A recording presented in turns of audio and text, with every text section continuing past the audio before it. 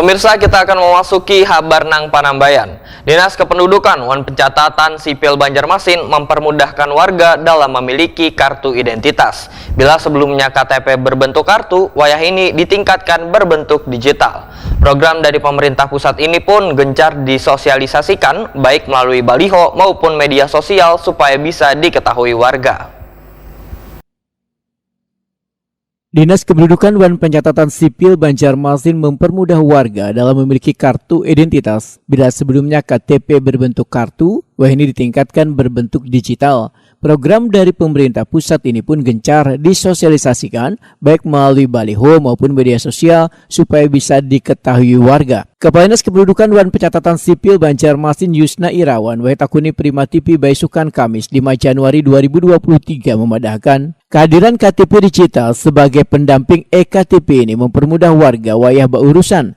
Di dalam KTP digital ini pun terdapat berbagai fitur lainnya mulai dari kartu keluarga, dokumen, pelayanan kesehatan wan biodata. Menurut Yusna Irawan, sosialisasi wan perekaman KTP digital ini telah dilakukan sejak September 2022 lalu ke pegawai Disduk Capil maupun ASN di lingkup pemerintah Kota Banjarmasin. Adapun syarat untuk memiliki KTP digital, warga sudah terekam wan terdaftar di kartu keluarga. Sementara saat ini fungsi KTP digital adalah pendamping KTP elektronik yang kita miliki sekarang. Ke depan mungkin sesuai arahan kementerian nantinya itu KTP digital bisa dipakai sebagai pengganti KTP elektronik.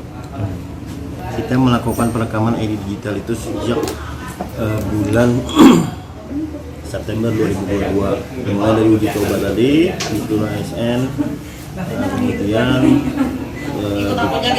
September, Oktober itu sudah mulai ke seluruh masyarakat. Jadi mulai 2023 ini kita tetap melakukan perekaman yang digital kepada seluruh masyarakat. Jadi seluruh masyarakat silakan kalau misalnya Anda melakukan perekaman yang digital silakan datang ke UPT terdekat. Yusna Irawan menambahkan, penggunaan KTP digital masih terbatas hanya untuk pengguna smartphone berbasis Android, wan aplikasinya bisa diunduh melalui App Store. Sedangkan pengguna iOS masih belum bisa mengunduh aplikasi KTP digital ini.